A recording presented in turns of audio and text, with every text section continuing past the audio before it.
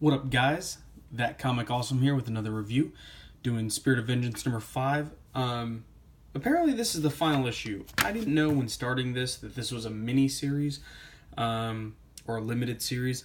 I thought it was ongoing, and if I would have known it was a limited series, I probably would have been more favorable to the characterization and how in a limited series you really only have so long to get characters to gel together. That's been the biggest problem of this. You have Ghost Rider, Blade, Satana, and Damian Hellstrom, or Hellstorm. And they are this team of kind of half demon, half human, half vampire, half human. Needless to say, the whole series, I had really a couple major gripes, and the last page kind of cleared some of it up. One of my biggest gripes is I don't understand why Blade is in this. The whole series, Blade has done nothing, which is sad because Blade's an awesome character, half vampire, half human, 100% badass. But in this series, he just seems to be like a background character. He's never really. I mean, he could have been interchangeable with anybody. There's never a time when his skills seem to be on showcase. There's a time for Ghost Rider, there's a time for Damian, there's a time for Satana, but there's never a time for Blade, and that is sad. That being said, there's one line at the end that clears it up a little bit, but it's still, they literally could have not had Blade in this series at all, and it would have been no different. They could have replaced him with just about anybody. So this kind of wraps up. There's a war, the eternal war between heaven and hell. Every 1,000 years there's a covenant where the leader of heaven and the leader of hell, not their leaders but their ambassadors, meet and kind of discuss the rules of engagement, air grievances, and kind of talk out, hey, all right, for the next 1,000 years, we're gonna do this. Well, the loophole is that if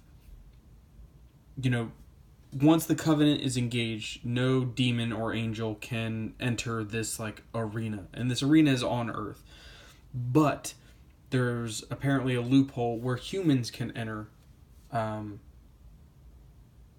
that arena. And if the angel or the demon, if somebody falls in the arena, then heaven exits the plane forever, pretty much abandoning Earth. And so they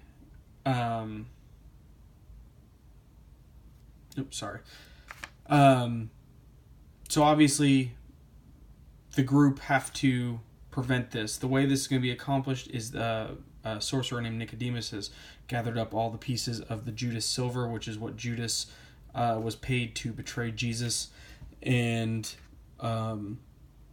use it to kill the Archangel Michael. So Damian and Satana pretty much get all of the plan from their dad, which, hang on, you know how I hate ads, but look at that. So close to being over. Anyway, so they go back to their dad. He pretty much, in true superhero cliche, unloads the whole plan to them, pretty much saying how they can't do anything. Because they're half demons, they can't interfere with the covenant at all.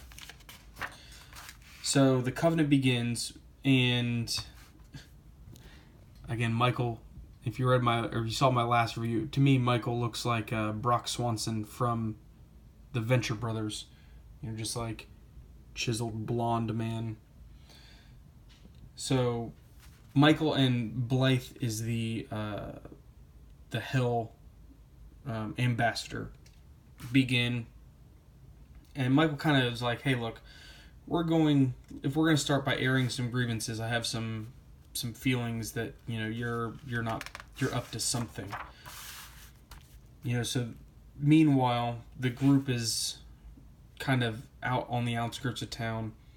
Damien feels that Ghost Rider is going to be the key to this.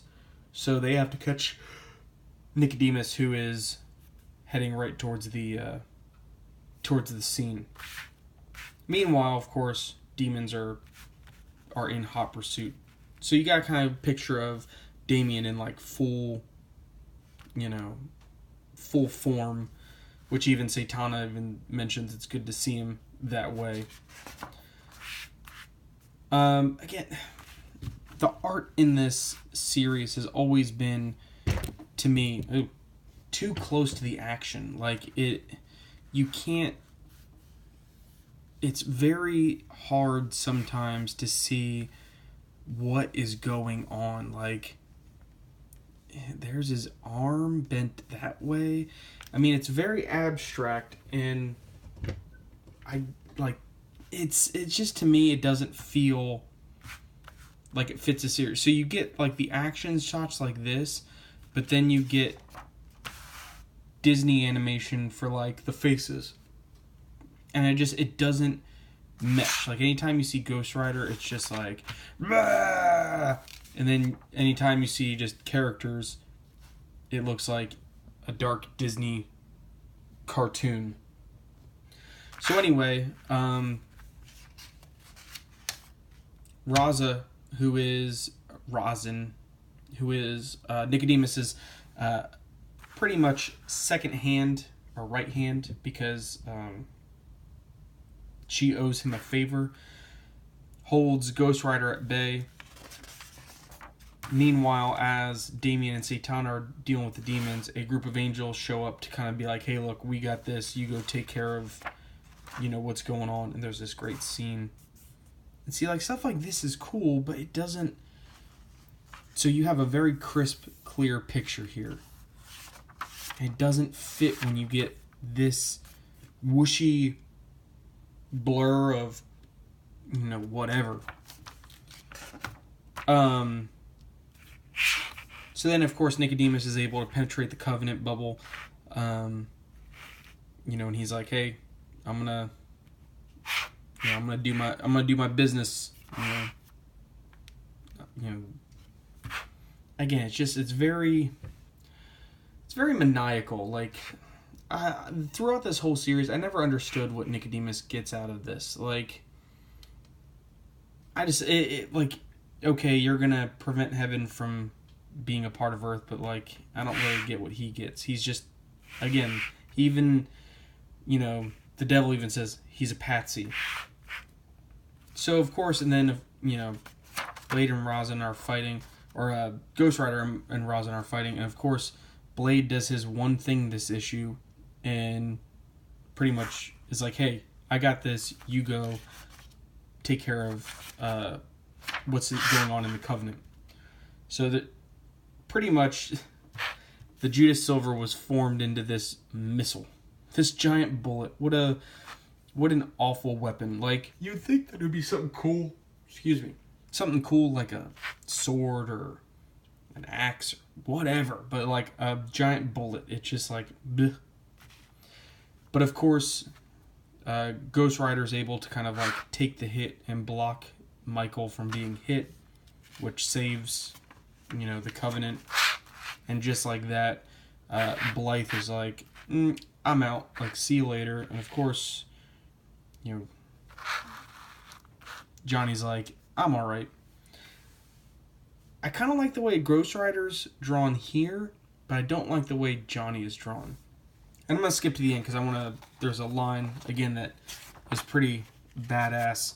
So, Michael's leaving, and he says, because they figured out that he could have stopped it at any time, and he said it's always been part of men. You know, the men have to be able to bring the world to its knees or save it. You know, and he says, but it didn't, as you put it, go down the crapper. Someone stepped up, you four. Each of you has a dark side, and I'm glad it was your humans' halves that took responsibility. Heaven owes you a favor. And that right there, in that line, I realized that all four of these people are half humans. And that is why Blade is in here. Now, granted, even without him, this story moves forward. But they're like, hey, who else is a half human? And you get Blade. And he kind of has a darker side. I really wish they would have given him more in this series. Maybe in a volume 2 or another one, it would be a little bit more involved. But shame on this book for just teasing Blade. And then, again, I just saw this. Apparently it's a one-off, but I don't care. This looks awesome. I can't wait. Anyway, so that's Spirit of Vengeance. That wrapped up. So let me know what you guys think. Subscribe over here. Watch some more videos. Let me know what you think in the comments, and I will see you later.